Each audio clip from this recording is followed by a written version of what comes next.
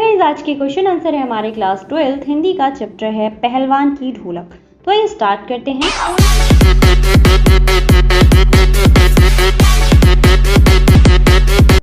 Guys, question number first है हमारा, कुश्ती के समय ढोल की आवाज और लुट्टन के दाव पेज में क्या क्या तालमेल था। पाठ में आए ध्वन्यात्मक शब्द और ढोल की आवाज आपके मन में कैसी ध्वनि पैदा करते हैं, उन्हें शब्द दीजिए। तो गाइस, इसका आंसर है कुश्ती के समय ढोल की आवाज और लुट्ठन के दाव पेच में अद्भुत तालमेल था। ढोल बजते ही लुट्ठन की रगों में खून दौड़ने लगता था। उसे हर थाप में नए दाव पेच सुनाई देते थे। ढोल की आवाज उसे साहस प्रदान करती थी। ढोल की आवाज और लुट्ठन के दाव पेच में निम्नलिखित तालमेल थे। क्या तालमेल थे?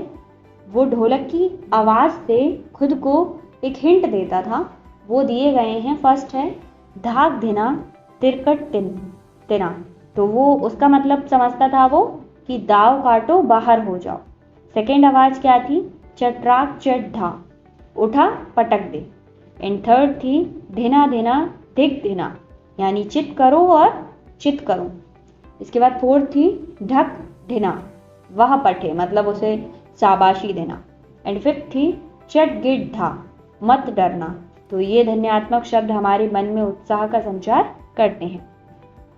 सेकंड क्वेश्चन है हमारा, कहानी के किस किस मोड़ पर लुट्टन के जीवन में क्या क्या परिवर्तन आए। तो इसका आंसर है लुट्टन पहलवान का जीवन उतार चढ़ाव से भरपूर था। जीवन में हर सुख दुख से उसे दो चार होना पड़ा था। सबसे पहले उसने चांद सिंह पहलवान को हरा के राजकीय पहलवान का दर्जा प्राप्त किया। फिर काला खां को भी परास्त कर अपनी धाक आसपास के गांवों में स्थापित कर ली। वह 15 वर्षों तक अजय पहलवान बना रहा। उसके जो दो बेटे थे, दोनों बेटों को उसने राजश्रित पहलवान बना रखा था। राजा के मरते ही उस पर दुखों का पहाड़ टूट गया। विलायत से राजकुमार वापस आ गए और राजकुमार के आने पर पहलवान और उसके दोनों बेटों को राज दरबार से अवकाश दे दिया गया। गांव में फैली बीमारी के कारण एक दिन दोनों बेटे चल बसे। एक दिन पहलवान भी चल बसा और उसकी लाश को शियारों ने खा लिया। इस प्रकार दूसरों के जीवन को संदेश देने वाला पहलवान आज स्वयं खामोश हो गया था। इसके बाद क्वेश्चन नंबर थर्ड है, लुट्टन पहलवान ने ऐसे क्यों कहा होगा कि मेरा गुरु कोई पहलवान नहीं, यही ढोल है। तो इसका आंसर देखते हैं। गाइस, अगर आपने इसके नोट्स प्रिपेयर नहीं किए हैं तो मेरी इंस्टा आईडी rstudy@10 पर जाकर आप इसके नोट्स मुझसे ले सकते हैं। क्वेश्चन नंबर थर्ड है, लुट्टन पहलवान ने ऐसा क्यों कहा होगा कि मेरे गुरु कोई पहलवान नहीं, यही ढोल है। तो गाइस, इसका आंसर है पहलवान ने ढोल को अपना गुरु माना और एकलव्य की भांति हमेशा उसी की आज्ञा का अनुकरण करता रहा। ढोल को ही उसने अपने बेटों का गुरु बनाकर शिक्षा दी कि सदा इसको मान देना। ढोल लेकर ही वह राज दरबार से रुखसत हुआ। ढोल बजा बजाकर ही उसने अपने अखाड़े में बच्चों लड़कों को शिक्षा दी और कुश्ती के गुर सिखाए थे। ढोल से ही उसने अपने गांव वालों को भीषण दुख में भी संजीवनी शक्ति प्रदान की थी। ढोल के सहारे ही बेटों की मृत्यु का दुख 5 दिन तक दिलेरी ने सहन किया और अंत में वह भी मर गया। यह देखकर लगता है कि उसका ढोल उसके जीवन में संबल यानी जीवन साथी था। क्वेश्चन नंबर 4 है, गांव में महामारी फैलने और उसके बेटों के देहांत के बावजूद लुट्टन पहलवान ढोल क्यों बजाता रहा। तो इसका आंसर आप पहले वाले आंसर में देख ही चुके हैं। इसमें एक बार फिर से देखते हैं।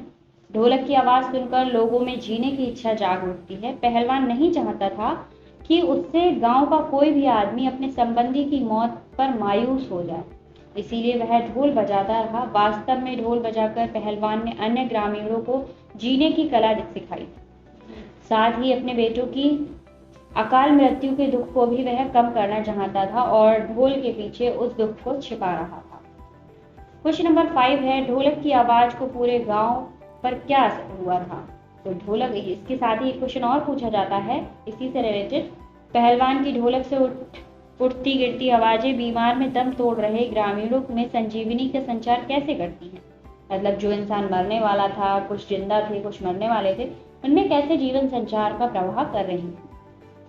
इसका आंसर है महामारी की त्रासदी से जूझते हुए ग्रामीणों को ढोलक की आवाज संजीवनी शक्ति की तरह मौत से लड़ने की प्रेरणा देती थी। यह आवाज़ बूढ़े बच्चों व जवानों की शक्तिहीन आंखों के आगे दंगल का दृश्य उपस्थित कर देती थी। उनकी संपदा शक्ति से जो शून्य स्नायु में बिजली दौड़ जाती थी। ठीक है, ढोलक की आवाज़ से बुखार तो दूर करने की ताकत न थी, पर उसे सुनकर मरते हुए प्राणियों को अपनी आंखें मूंदते समय कोई तकलीफ नहीं होती थी। उस समय वे मृत्यु से डरते नहीं थे। इस प्रकार ढोलक की आवाज़ गांव वालों को मृत्यु से लड़ने की प्रेरणा देती थी। क्वेश्चन नंबर 6 है, महामारी फैलने के बाद गांव में सूर्योदय और सूर्यास्त के दृश्य में क्या अंतर होता था? तो गाइस इसका आंसर है, महामारी ने सारे गांव को बुरी तरह से प्रभावित किया था। लोग सूर्योदय होते ही अपने मृत संबंधियों की लाशें उठाकर गांव के शमशान की ओर जाते थे ताकि उनका अंतिम संस्कार किया जा सके। सूर्योदय होते ही सारे गांव में मातम छा जाता था। किसी न किसी बच्चे, बूढ़े अथवा जवान के मरने की खबर आग की तरह फैल जाती। सारा गांव शमशान घाट बन चुका था। गाइस इस चैप्टर में काफ़ी सारे क्वेश्चन हैं। आई होप आपको ये क्वेश्चन समझ आते होंगे और इसके नोट्स के लिए मेरी इंस्टा ID rstudy10 पर जाकर इसके नोट्स आप मुझसे ले सकते हैं। गाइस क्वेश्चन नंबर 7 क्या है हमारा? कुश्ती या दंगल पहले लोगों और राजाओं का प्रिय शौक हुआ करता था। पहलवानों को राजा एवं लोगों के द्वारा विशेष सम्मान दिया जाता था। इसमें आपको कुछ लाइन्स दी गई हैं जिन्हें आपको एक्सप्लेन करना है। फर्स्ट लाइन है, ऐसी स्थिति अब क्यों नहीं है। एंड सेकेंड क्वेश्चन है, इसकी जगह आप किन खेलों ने ले ली है। थर्ड, कुश्ती को फिर से प्रिय खेल बनाने के लिए क्या क्या प्रयास किए जा रहे हैं या फिर क्या क्या कार्य किए जा रहे हैं। तो सबसे पहले का आंसर देखते हैं। कुश्ती या दंगल पहले लोग व राजाओं के प्रिय शौक हुआ करते थे। राजा पहलवानों को सम्मान देते थे, परंतु आज स्थिति बदल गई है। आप पहले की तरह राजा नहीं हैं। दूसरे मनोरंजन के अनेक साधन प्रचलित हो गए हैं। सेकेंड है, कुश्ती की जगह अब अनेक आधुनिक खेलों ने ले ली है या फिर खेल प्रचलन में है, जैसे क्रिकेट, हॉकी, बैडमिंटन, टेनिस, शतरंज, फुटबॉल आदि। गा का आंसर है, कुश्ती को फिर से लोकप्रिय बनाने के लिए ग्रामीण स्तर पर कुश्ती की प्रतियोगिताएं आयोजित की जा सकती हैं। साथ ही साथ पहलवानों को उचित प्रशिक्षण व कुश्ती को बढ़ावा देने हेतु मीडिया का सहयोग लिया जा सकता है। इसके बाद आता है हमारा क्वेश्चन नंबर 8।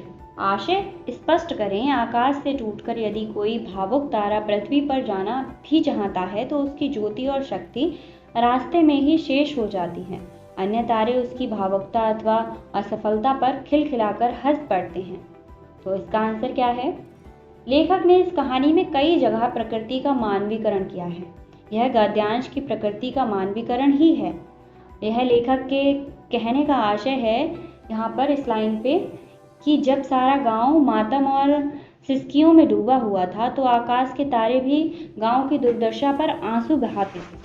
ठीक है, आंसू बहाते हुए प्रतीत होते थे, क्योंकि आकाश में चारों ओर निस्वार्थता छाई हुई थी। यदि कोई तारा अपने मंडल से टूटकर पृथ्वी पर फैले दुख को बांटने आता भी तो वह रास्ते में विलीन या फिर नष्ट हो जाता था, अर्थात वह पृथ्वी तक नहीं पहुंच पाता था। अन्य सभी तारे उसकी इस भावना को नहीं समझते थे तो केवल उसका मजाक उड़ाया करते थे और उस पर हंस पड़ते थे। तो ये बात उन्होंने एक अपनी भावुकपन में कही थी। इसके बाद लास्ट क्वेश्चन है हमारा 9।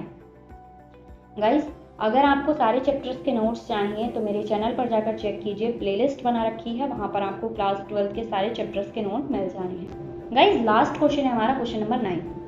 पाठ में अनेक स्थलों पर प्रकृति का मानवीकरण किया गया है। पाठ में ऐसे अंश चुनिए और उनका आशय स्पष्ट कीजिए। तो इस चैप्टर से हमें खुद ही अंश चुनने हैं और उनको एक्सप्लेन करना है। तो मानवीकरण के अंश 3 अंश हैं। अंधेरी रात चुपचाप आंसू बहा रही है। तो आशय क्या है? रात का मानवीकरण किया गया है। ठंड में ओस रात के आंसू जैसे प्रतीत होते हैं। वे ऐसे लगते हैं मानो गांव वालों की पीड़ा पर रात ने आंसू बहाए हों, जो सुबह को पत्तों पर दिखाई देते हैं। सेकेंड, तारे उसकी भावुकता अथवा असफलता पर खिलखिलाकर हंस पड़ते हैं। इसका आशय है तारों को हंसते हुए देखकर मानवीकरण किया गया है, वे मजाक उड़ाते प्रतीत हो रहे हैं। एंड थर्ड है, ढोलक लुढ़की पड़ी है। आशय यह है कि पहलवान की मृत्यु का वर्णन, पहलवान व ढोलक का गहरा संबंध था। ढोलक का बजना पहलवान के जीवन का पर्याय है, मतलब उससे पता चलता है कि पहलवान अभी जीवित है। तो गाइज ये थे आपके क्वेश्चन 9। आई होप आपको समझ आए होंगे। Thank you so much. मिलते हैं नेक्स्ट चैप्टर के क्वेश्चन आंसर के साथ।